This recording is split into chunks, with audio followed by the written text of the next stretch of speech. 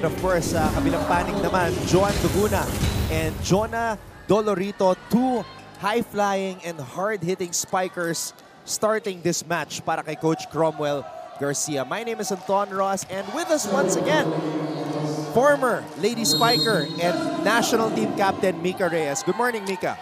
Good morning, Anton. Good morning to all our viewers. It's great to have you back. Second game working with you this season. Maraming salamat sa oras. Maraming salamat din. Ito, sakto yung pagpasok mo, Mika. Magandang matchup. Itong dalawang kupunan na ito, nagharap sa stepladder semifinals at umabante for the first time ever in NCAA history ang LPU sa finals by eliminating the favored Perpetual Lady Altas. And now, alam naman natin na magiging maganda ang laban na to, especially sa Perpetual na gustong-gusto nila itong makuha for sure. Exactly. Gusto nila makabawi kasi feeling nila naisahan sila ng LPU because they had the superior record. They were 8-1 in the elimination round. Their best record in recent memory. Yun nga lang, all that went to waste because of that loss in 4 sets against LPU. Sapin, back set. Shai Umipon, the super sophomore. Puzon pops it up. Backline attack. Sapin, quick attack para kay Aldea. Wala ulit naka-cover sa block na yon. But only one blocker from Lyceum. And that's good timing right there para kay Hiromi Osada. One of 7 or actually 8 new players para kay Coach Cromwell Garcia ng LPU.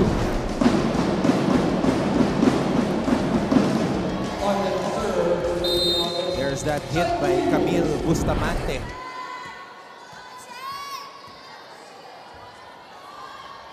Bustamante initially a reserve but activated today by Coach Sandy Rieta. Dolorito sinabayan ni Aldea. Ngayon naman, Jaja Tulang with a checkout. Perpetual wasn't able to block that spike. Third year na itong si Jaja Tulang, hoping that this will be her best season as a member of LPU. Opposite hitter wearing jersey number 6. Sapin, Dapol. And the MVP gets the point. Of course, with the help of the net. Hindi prepared yung Lyceum to get that. Mika, di ba there was a time that beach volleyball ka rin? No. Oh, hindi ba? Nag-practice lang. Hindi kasi may, I don't know ha, in my mind may naalala akong picture mo na nagbi-beach. So baka nag-support lang ako that time. Okay. Dapol. Over the two blockers. Yung atake ni Dapol, kinukuha niya rin talaga sa itaas.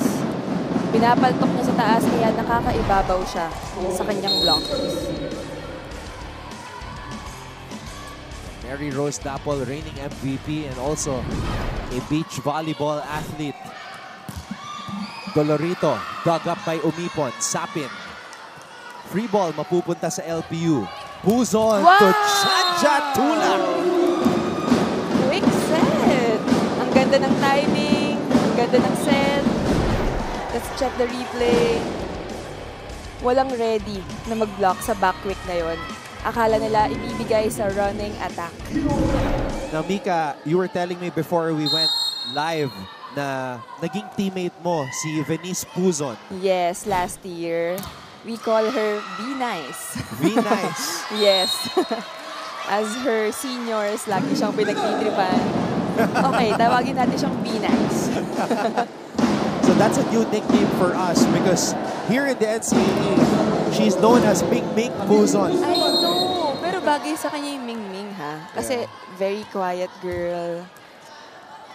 But how impressed were you of Be Nice playing at your level? How did she keep up with the professional players? Actually, last year, hindi ako nakakanood ng games niya. nalaman na lang namin na biglaan actually na siya yung kukunin naming second setter for that conference. And sabi namin medyo parang kulang sa height si Vinay. Sabi namin, sige ba, kaya natin yan. Kaya natin tulungan yan. Pero sa training, nakakasabay siya, natutulungan niya yung mga ate niya, lalo na sa mga hinihinging sets, nabibigay niya yung gusto, nakakapag-adjust. Kaya nga sabi namin, ang laki ng potential ng batang to. Ayaw na nga namin siyang ibalik eh. Tsaka ano rin yan, one of the best servers dito sa NCAA. Yes, mabigat yung serve niya. At may depensa rin on the floor. Dapoy ends that long rally. You see, pwede mo rin talagang gawin yung quick drop ball na yon, lalo na kung hindi prepared ang defenders. Kasi medyo nagkagulo yung defense nila before that sequence. Dapol now at the service line. Ito yung pasa. Buzon setting it up for Dolorito. That was outside. Point for Perpetual. For Lyceum rather.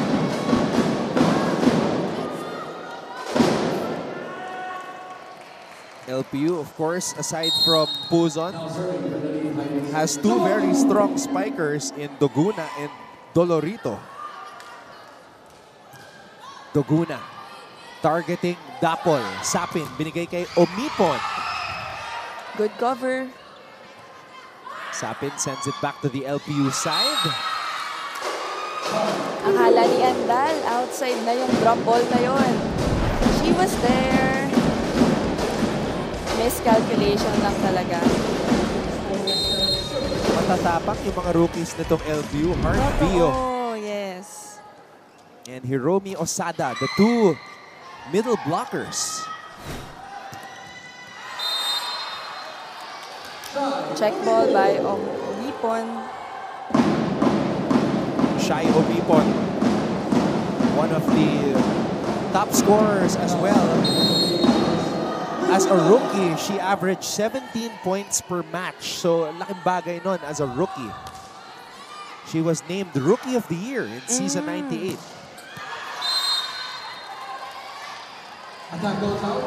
That was outside. So, Perpetual will head into this technical timeout with a lead. And when we come back, Diana Igual will have her first report for us. Don't go away.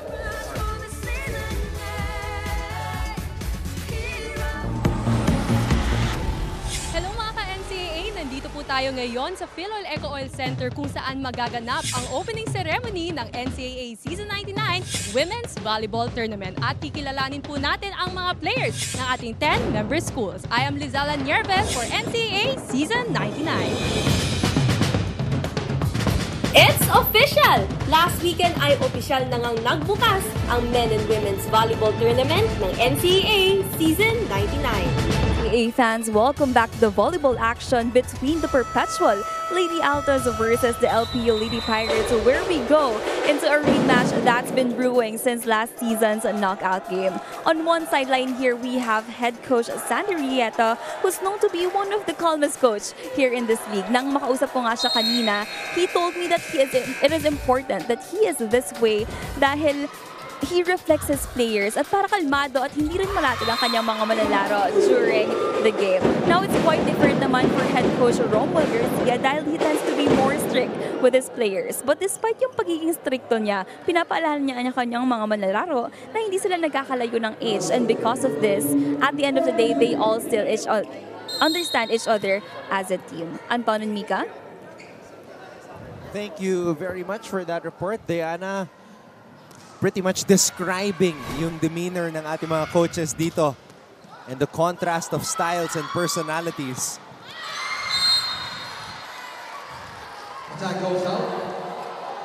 Masyado malakas yung palo ni Jonah Dolorito.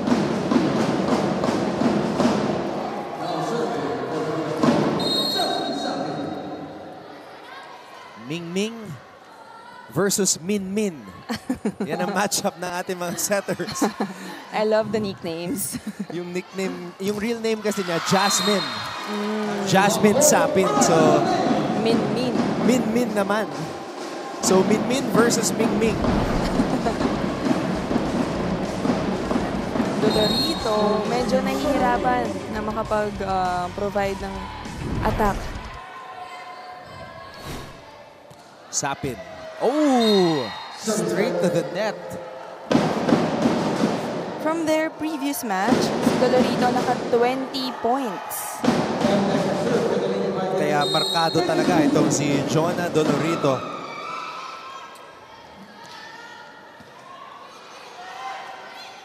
Bustamante. Good save. And there's the player that you just mentioned, Jonah Dolorito. Back set. Binigay dito kay Bustamante. Osada, medyo na-late siya doon. Hindi siya nakapwesto ng maayos. She tried to block that ball pero nag-check ball na. 2-point lead para sa Perpetual. Omipon. Puzon. Tulang. Oh! Net touch it seems. Yup, net touch ang tawag.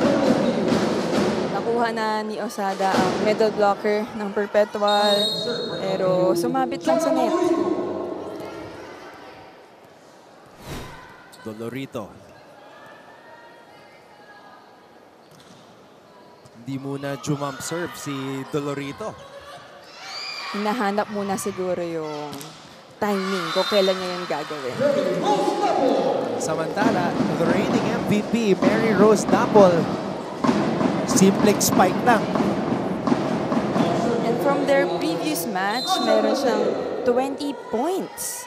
19 spikes and 1 service ace. Yeah, Mika, actually bounce back game yon ni Mary Rose Dapol because prior to that 20-point outing, she was limited to just 4 points in the match against Letran. Na nabantayan siya ng mga blockers ng Letran. And Coach Sandy felt that she was off. Hindi siya pinasok ng third set. So, syempre, ikaw ang MVP, di ka naglaro ng third set, di ba? Yes. Your mindset is in the next game is you bounce back. Totoo. And pinakita naman niya na kayang-kaya niyang makabalik. Double again.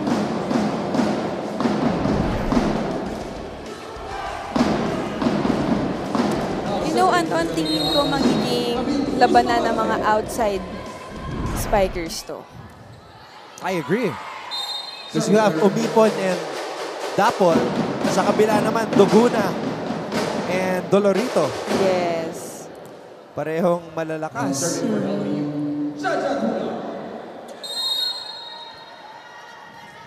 Steady din yung mga middles. Although LPU, rookies lang yung mga middle nila. Yes.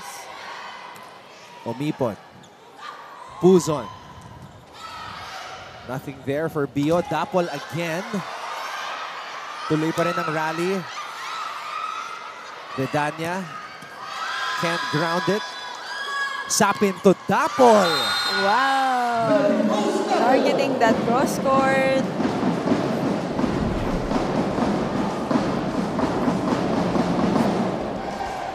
Gumaganda na yung pitik ni Sapin.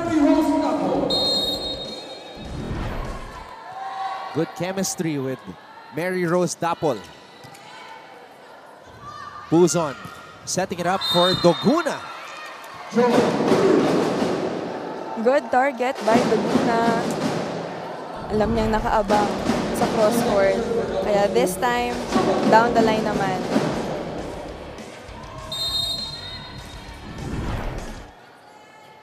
(14-13). Dikit ang ating first set. Sapin. Back row for Dapol. Grabe. Talagang hinahanap ni Sapin kung nasan si Dapol. Especially that out-of-system play, ibibigay kay Dapol sa back row. So halos lahat ng pwesto sa court, nakapuntos na si Daps. Daps. Yan naman ang tawag sa kanya, Daps. Daps Dapol. Puzon. And Dolorito puts it away. And dito naman sa Lyceum, Ang hinahanap naman palagi ni Puzon ay si Dolorito. Natawa ka sa Dubs, ikaw naman, Yeye. No, please. Sorry. Ano na, you're in the formal era, the Mika Reyes era. Gusto mo ba akong tawagin Yeye Reyes? Of course, when you're in your collegiate team, coaches will give you these names, teammates will give you these names. I know. Yeye. But you know what? Most of the people that I talk to who were once your teammates or know you still call you Ye. Mostly yung mga college teammates. Yeah. Pero sabi ko sa mga kasama ko sa professional, huwag niyo na akong tatawagin Yeye. Oh, alam niyo na guys ha.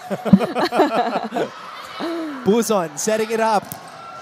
And Aldea and Sapin with good timing.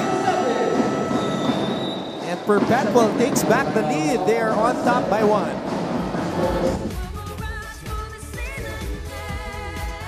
Good day, sports fans. This is Game On, the very first sports podcast of GMA. Brought to you by GMA Regional TV and Synergy and GMA Digilab. My name is Martin Javier. Half minute left.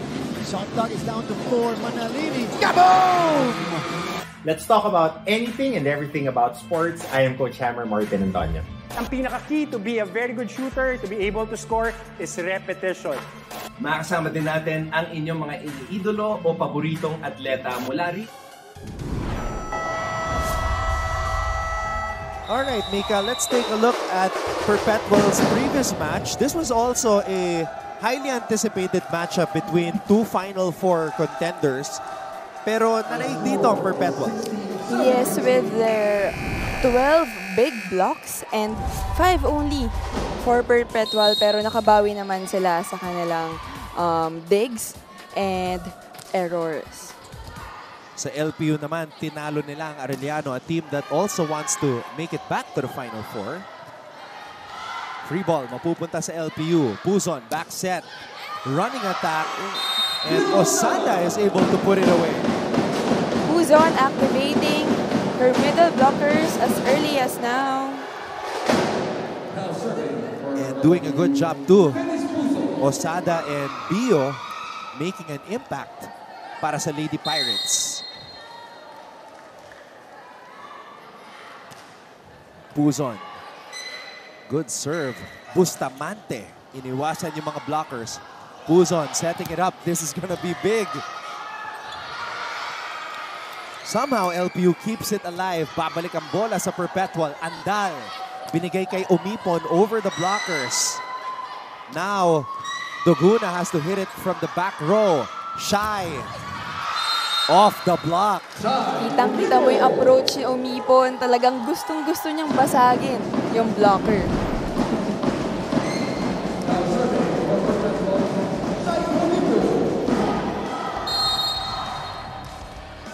Tumalbog sa braso.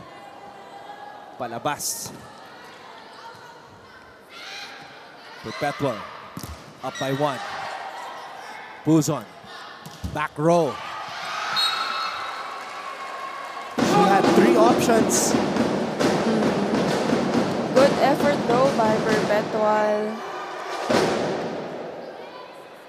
17 all. What a first set. Tingin ko, Anton, hindi to magkakalayo. Hindi lalayo yung isang team dito. Palaging 1:1. Dikit. I would like to agree. Good effort. But wala lang sumabay. Walang nakasunod. So right now in the team standings, there are 3 unbeaten teams, Benil, Letran, and LPU. So I think there's pressure right now on LPU na wag sila yung unang team between the 3 na matatalo. Yes. Kasi karera yun eh, patungo sa Final Four. And every game, sobrang importante.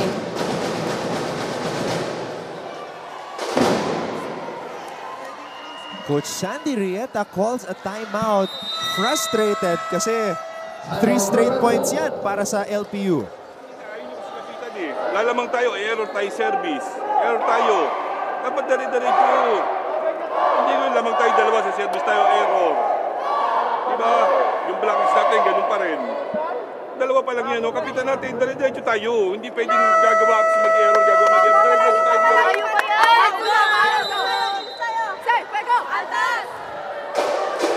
Sabi nga ni Coach Sandy, kapitan natin. Actually, I was able to talk to Coach Sandy kanina before the game starts. Ang sabi niya na kung sino ang may pinakamalaking puso during the game ang mananalo.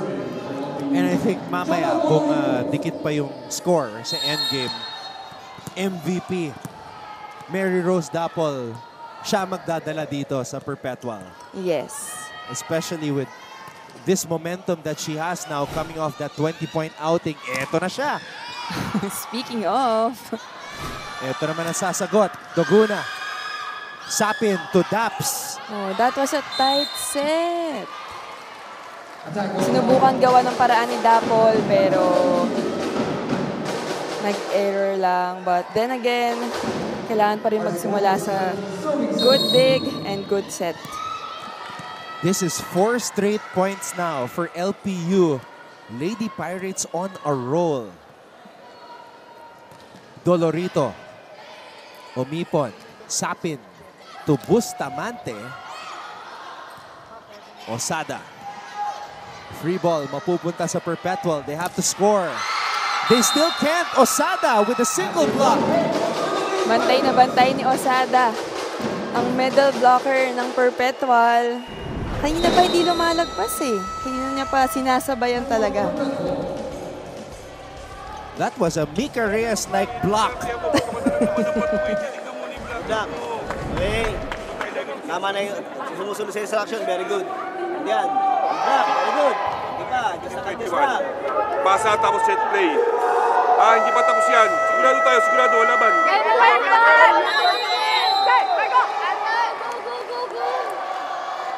Anton, sabi ko nga kanina, tingin ko magiging magkadikit lang to, pero lumalayo na ang Lyceum. And the Pirate Empress, Jonah Dolorito, applying pressure all throughout. She also had a 20-point outing sa kanilang huling laro. And she will continue to attack. This time from the service 9. Sumisilip. Finding the target. Dapol. Solid blocking by LPU. And solid floor defense as well by the libero. Aldea, single block. Picked up by the Lady Pirates. Kulang with a cross-court attack. Naiwan na si Aldea. Si Dapol na lang ang naiwan para mag-block sa kanya. And the celebration by Coach Cromwell Garcia. Napako sa 17 ang Perpetual. Yun lang. Na-jinx ulit.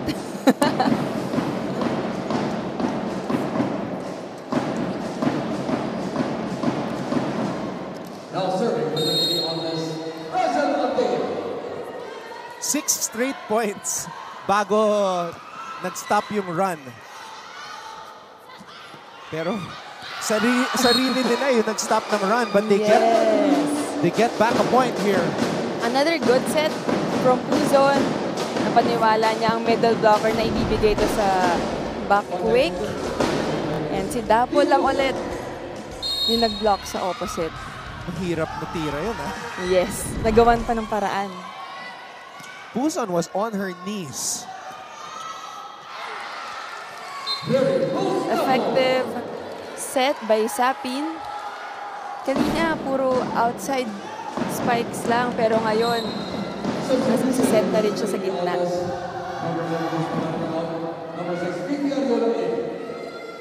47% attack efficiency. Wow, Coach Sandy Rieta making a change here. Min Sapin coming out of the match. And the backup setter is in right now. Here she is, setting it up. para kay Dapol. And Wow. Dapol scores. Challenging the blockers.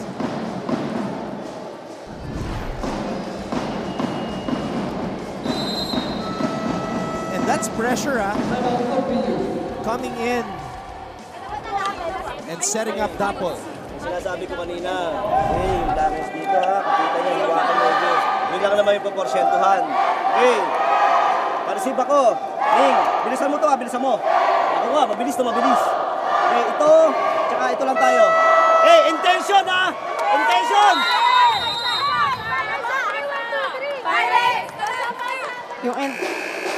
Yung intensity ni Coach Cromwell, sinabihan nga niya si Venice Puzo na bilisan mo. Let's see if makakapag-gawa sila ng play dito. But first, kailangan muna nilang rumeceive. This is the backup setter, Fifi Ariola, rookie. And she gets an ace. Mahabol na ang Perpetual. What an entry by Fifi Ariola. Actually, sinabi ni Coach Sandy sa akin na pwede rin mag-starting setter yan yung quality niya ni Fifi Ariola. Oh, Tulang. Hindi pa payag si Tulang. Dropping the hammer. Kailangan lang talaga nila ng isang stop. One stop to get to the set point. Mabigat. Tulang. Operating from the service line now. Ariola. Ocado. Puzon. Omipon. Good save. Ariola keeps it alive. Mingming. Doguna can't finish it. Dapol. Pwede pa to. Puzon. Back row for Jaja Tulang.